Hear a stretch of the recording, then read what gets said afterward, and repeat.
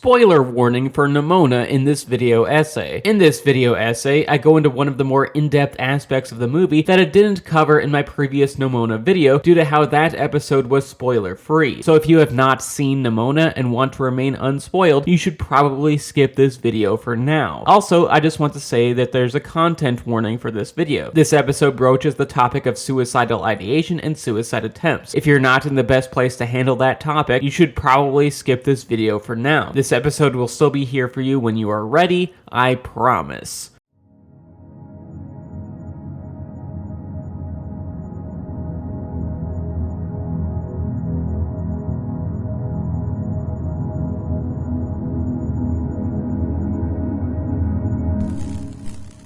Nimona is a strong LGBTQ allegory. In my previous video on Nimona, I used my insight as a transgender woman to dive into how the main protagonists of Nimona, the character, and Ballister represented LGBTQ personal states in the real world. In terms of Nimona, she was an accurate portrayal of an LGBTQ person who is simultaneously comfortable in their own identity, all while still feeling a dejected sadness in regards to how the world doesn't accept them. And in terms of Ballister, he embodied a newly out queer person, realizing that the worldview they had been raised on was a lie. Because the world, it's full of shit. And for that, these characters embodied what it feels like to be queer, and in Nimona's case specifically, what it feels like to be transgender and or non-binary. These characters worked as LGBTQ allegories. However, there was one element of Nimona's and Ballister's queer-themed character arcs that I didn't fully detail, mostly because it would constitute a spoiler, and I wanted to keep that previous video spoiler-free, a qualm that I don't have with today's episode. And that spoiler is in regards to Nimona's suicidal ideation and suicide attempt. See, in the middle of the movie, Nimona details that the kingdom's ignorance and its hatred for those it deems to be different, i.e. beings like Nimona, causes her to sometimes want to let that said society kill her. That the loneliness she feels as a result of societal stigmatization and alienation sometimes just makes her want to die, to fall on the sword, if you will. Fast forward to the climax, and this narrative and thematic element chillingly returns. Prior to the penultimate sequence, Ballister learns that Nimona is the beast that the Institute, i.e. the authority that governs the kingdom that Ballister and Nimona reside in, bases its whole ideology of hating monsters on. And when Ballister confronts Nimona on this, she views Ballister's aggression as a form of betrayal. Mostly because Ballister doesn't wait to hear Nimona's side of the story. You know, the factual side. The one where Nimona was unjustly attacked by people purveying her as a monster just because she was different from them. Just because she had a shape-shifting ability, because that was it. Nimona was met with violence for just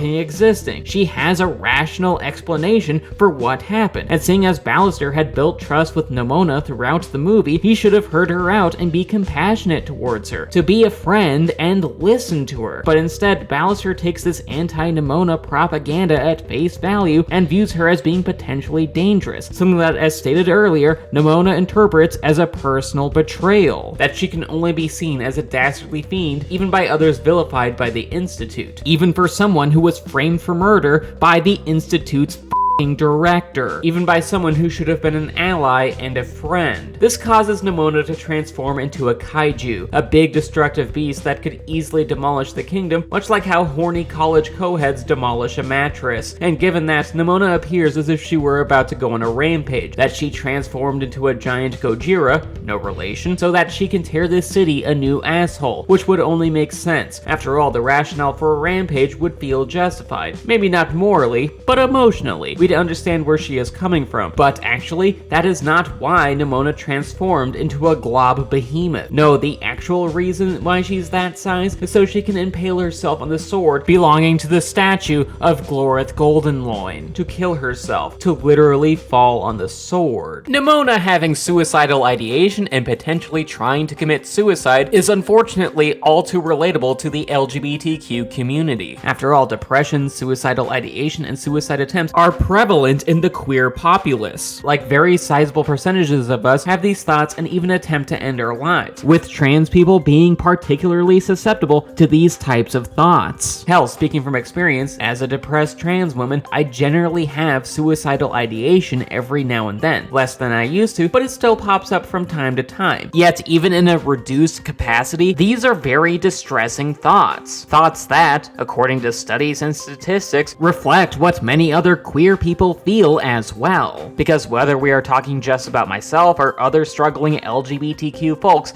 there is just a lot of pain here. And one of the reasons as to why so many of us under the queer umbrella have these macabre thoughts and possibly even desires is because being LGBTQ by itself can be so damn isolating at times. After all, there's a considerable demographic of people, many of whom have power, that at best don't understand the nuances of queer identity, and at worst are actively working to harm us, take away our rights, and undermine our humanity. And dealing with these folks, many who have social, religious, and or political influence, is exhausting because their rhetoric and actions are harmful to the point that it wears down on us. If anything, their judgment is harsh and dehumanizing. And that's even before discussing how some of the people we love, like friends and or family members, might prescribe to these vile beliefs, even for some going so far as to disown their queer children and ghosting their gay friends, which is painful and is an ideology based on disrespect and bigotry. And whether we are discussing the alarming rise in homophobia and transphobia that equates queer people as groomers and predators, or family members viewing being queer as something to be ashamed of, that shit has taken a big toll on our collective mental health, especially for LGBTQ folks of color who face even more hardship than their white peers. And that's even without broaching other topics that can cause depression, like having trouble at work, not being able to afford rent, having a bad breakup, and in the case of transgender people, intense gender dysphoria, because if anything, at times, we the gays are a swirling rainbow vortex of sad, overall leading to increased diagnoses of depression and other illnesses, all leading up to more consistent suicidal ideation and even suicide attempts. And while there is a queerphobic claim that being gay or being trans is the reason as to why we are depressed, that said claim doesn't pass muster. See basically any peer-reviewed study on the matter that asks why LGBTQ folks are so inclined towards depression, suicidal ideation, and even suicide attempts, because the answer usually details that a given queer person has a higher likelihood of depression and considers suicide if they are not loved and supported at home,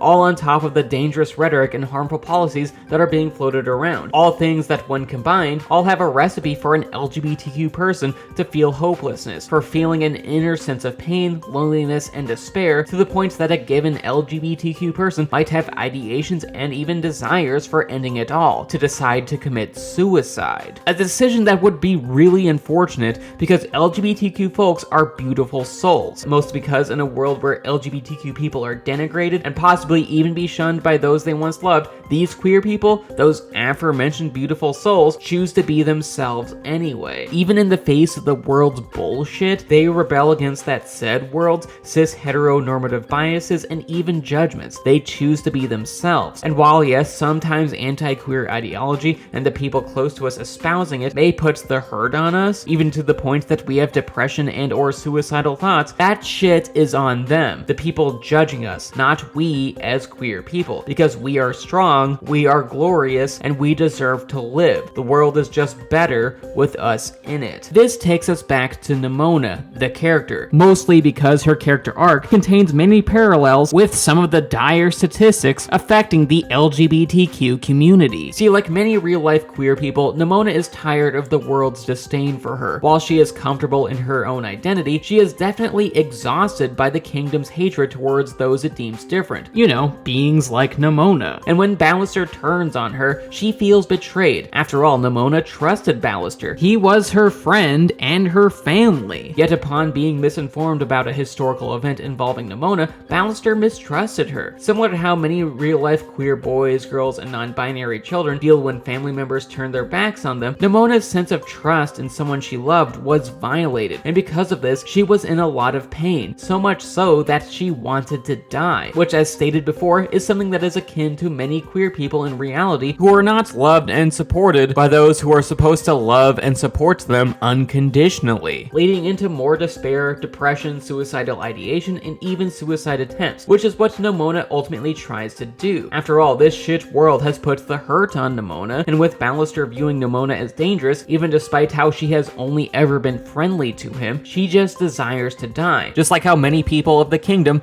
want her to. Nimona just wants to give in to her existential despair. Something that is terrible because just like queer people in real life, Nimona is a wonderful being and makes the world a better place by just being in it. She is a beautiful soul. Ballister eventually sees this. While yes, he represented that all too regular occurrence of a family member or friend who rejected their queer loved ones, Ballister more so, as stated in my previous video essay about Nimona, represents a queer person discovering their queer identity and that their worldview was based on a propagandic lie, a discovery that takes many personal growing pains. And that's a form of character growth that I can personally attest to, because honestly, the person I was when I first accepted my identity was kinda cringe. Politically speaking, I was a centrist who still really wanted to believe that some elements of our political power structures had merit and weren't held together by bargain bin sticky tape in a way that would reward a political party and a homophobic influence that harmed people like me as well as many others, that our branches of government would actively protect us and people would accept our identities if we would just be patient enough. But through lived experience, I now see the fallacy of such naive thinking, and that personal growth took a shit ton of trial and error, basically the moral and emotional equivalent of quality assurance, and Ballister was the same way. He desperately wanted to believe that the kingdom and its ideology that he had spent so long supporting wasn't held together by a glue of utter bullshit. But of course he was wrong, and thus eventually realized that Nimona wasn't the enemy, but a good being. Not a person because Nimona doesn't identify as people, but a good being who deserves to live. A being just like many LGBTQ people who also deserve to be here and make the world a better place. Ballister ultimately saves Nimona right before she was going to commit the eternal mistake. He prevents her from dying by the sword, no relation, something that both characters are grateful for, because for Ballister, he finally accepted Nimona unconditionally and realized that the Institute and its doctrine that he desperately tried to cling to, the one that vilified Nimona, was unequivocally false. And in terms of Nimona, she finally found a rare person that was willing to be her friend and family, someone who accepted her, someone who could truly see Nimona for the wonderful being that she really is. This all leads into a very emotional conclusion for the film. The Institute's director, being the bag of dicks that she is, still sees Nimona as a threat and prepares to fire artillery into the city itself, which would cause a lot of collateral damage, because no shit. And upon realizing this, Nimona springs into action by destroying the cannon and landing on it right as it fired, making the sacrifice play. She saved the city, but appears to have died. And in the aftermath of this event, Ballister's name is cleared, the director is dead, and Nimona is remembered not as a monster, but as a hero. Yet still, Ballister is still grieving over the loss of Nimona, his friend and his literal partner in crime. And thus, in the film's final scene, he returns to their hideout, reminiscing about the good times he had with Nimona, which is a very somber affair, all until a big swirling light and glow that's off camera reveals that Nimona is still alive, at least in some capacity, and then the movie cuts the credits right as we see Ballister's shocked yet very happy reaction. This is a good ending for this story. While I understand critiques that the movie did not 100% commit to Nimona's sacrifice play and gave us the quote-unquote typical uplifting ending that permeates most animated movies, I think this conclusion works within the context of the film's LGBTQ narrative and its themes with suicidal ideation. After all, Nimona struggled with her own mortality and overcame her desire to kill herself. And given that Herculean feat, she deserved to survive rather than die right after she decided to live. For herself, Nimona made the wonderful choice to live, and at the end, she was ultimately rewarded for deciding to survive her suicidal ideation. And in the context of relatable mental health struggles within the LGBTQ community, that's a powerful ending. It's resonant and feels heartwarming, because whether we are talking about Nimona or being queer in the real world, we all deserve to live